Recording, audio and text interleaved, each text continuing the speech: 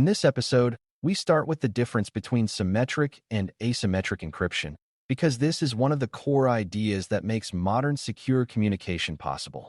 Encryption may sound like a single concept at first, as if all encryption works the same way, but there are different approaches for different problems.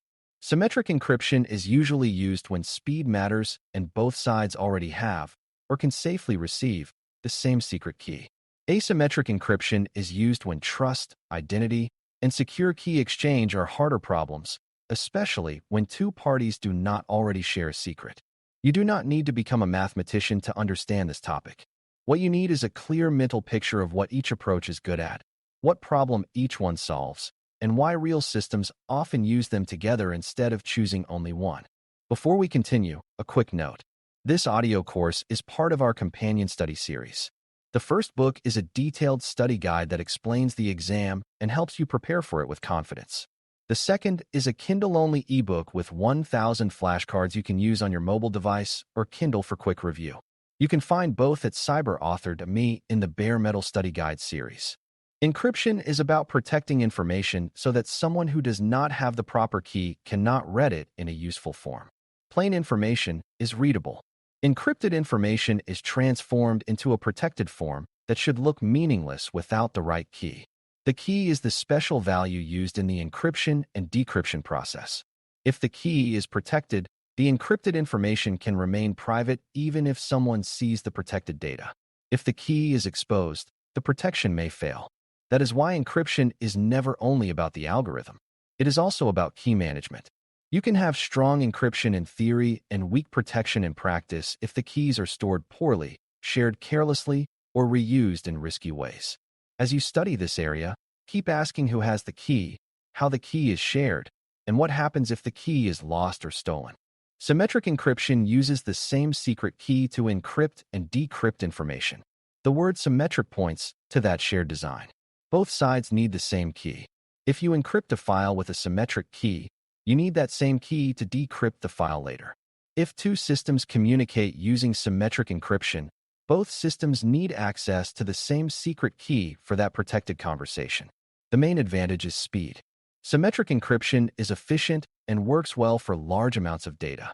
That is why it is commonly used to protect files, disks, volumes, databases, records, and live communication sessions once the secure session is established.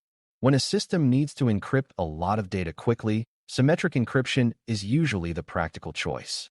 It is strong when the key is protected and the algorithm is modern. You can picture symmetric encryption like a locked box where both people have copies of the same key. If you have the key, you can lock the box and unlock it.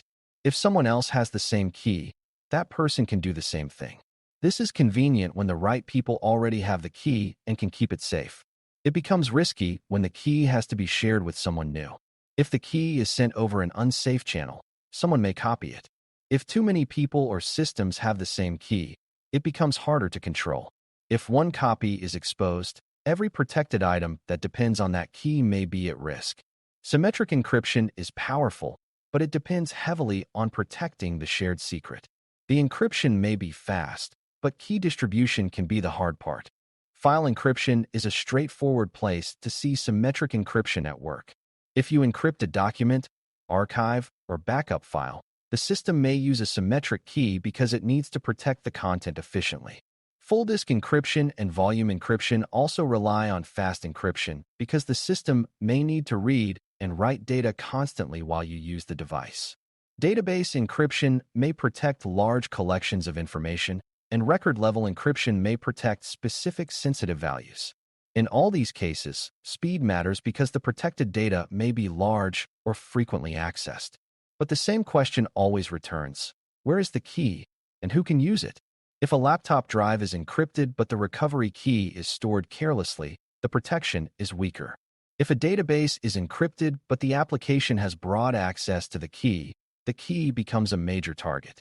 The biggest challenge with symmetric encryption is secure key sharing. If you and another system already share the secret key safely, symmetric encryption can work very well. But what if you have never communicated before? What if you are connecting to a website for the first time? What if you need to protect a session across the public internet? You cannot simply send the secret key in plain form across the same network you are trying to protect.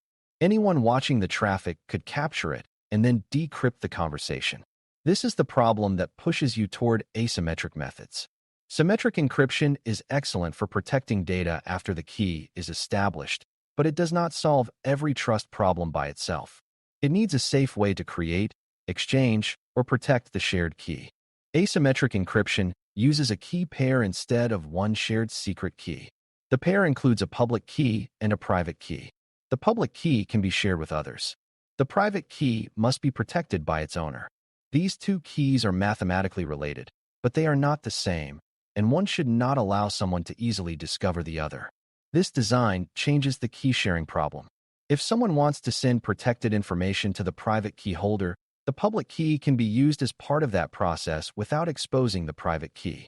If someone wants to verify a digital signature, the public key can help verify something created with the private key. The value of asymmetric cryptography is that it lets systems build trust and start secure communication without already sharing the same secret key. Asymmetric methods are especially useful when two parties do not know each other yet. When you connect to a secure website, your device needs a way to trust that it is talking to the real site, not an imposter. Public Key Infrastructure, PKI, helps with this by using certificates, certificate authorities, public keys, private keys, and trust chains. The certificate helps connect a public key to an identity, such as a website name. Your device can check whether that certificate chains back to something it already trusts. This helps solve an identity problem that symmetric encryption alone does not solve. A shared secret can protect a conversation, but first you need confidence about who is on the other side. Asymmetric cryptography helps create that confidence by supporting authentication, trust, and secure key establishment. Asymmetric encryption is not usually used to protect large amounts of data directly because it is slower and more computationally expensive than symmetric encryption. That does not make it weak or unimportant. It means it is better suited for specific jobs. It can help exchange or protect a symmetric session key. It can support digital signatures. It can help prove identity through certificates. It can help systems begin secure communication even when they have never shared a secret before. In real-world design, you should not think of symmetric and asymmetric encryption as rivals where one replaces the other. They solve different parts of the same security problem. Asymmetric methods help with trust and key exchange. Symmetric methods help protect the actual data efficiently after the secure setup is complete. Transport layer security, TLS, is a good place to see both approaches working together. TLS is used to help secure many browser connections and other network communications. When you connect to a secure website, asymmetric cryptography and certificates help your device verify the server and establish secure key material. After that setup, the session can use symmetric encryption to protect the actual flow of data. This combination gives you the best of both worlds. Asymmetric methods help solve the problem of trust and safe key agreement across an untrusted network. Symmetric encryption then protects the conversation quickly enough for normal use. When people say a secure website uses encryption, there is usually more than one cryptographic idea involved. The secure session depends on several pieces working together. The word session is important because secure communication often uses temporary session keys. A session key is used for a particular protected conversation or connection. Instead of using one long-term key to encrypt everything forever, systems can create fresh key material for a session and then discard it when the session ends. This limits the damage if a session key is exposed later. The long-term asymmetric keys and certificates help establish trust and protect the setup process, while the temporary symmetric key protects the active communication. This is another example of layering. One cryptographic method helps start the conversation safely. Another protects the conversation efficiently. When you understand that split, the topic feels less mysterious. Modern security does not pick one tool for every task. It combines methods based on what each one does well. You should also compare the key protection risks. With symmetric encryption, the shared secret key is sensitive for every party that uses it. If any authorized holder exposes the key, the protected data or conversation may be at risk. This makes sharing and storage especially important. With asymmetric encryption, the public key can be distributed, but the private key must be guarded carefully. If a private key is stolen, an attacker may be able to impersonate the owner, decrypt certain protected information, or create signatures that appear legitimate, depending on how that key is used. Both approaches depend on key protection, but the pattern is different. Symmetric encryption protects one shared secret. Asymmetric encryption protects the private half of a key pair while allowing the public half to be shared. A common misunderstanding is that asymmetric encryption is automatically better because it sounds more advanced. That is not the right way to think about it. Better depends on the problem. If you need to encrypt a large file quickly and you already control the key, symmetric encryption is usually the better fit. If you need to communicate securely with a system you have never met before, asymmetric methods help solve the trust and key exchange problem. If you need proof that software came from a trusted publisher and was not changed, digital signatures using asymmetric cryptography are useful.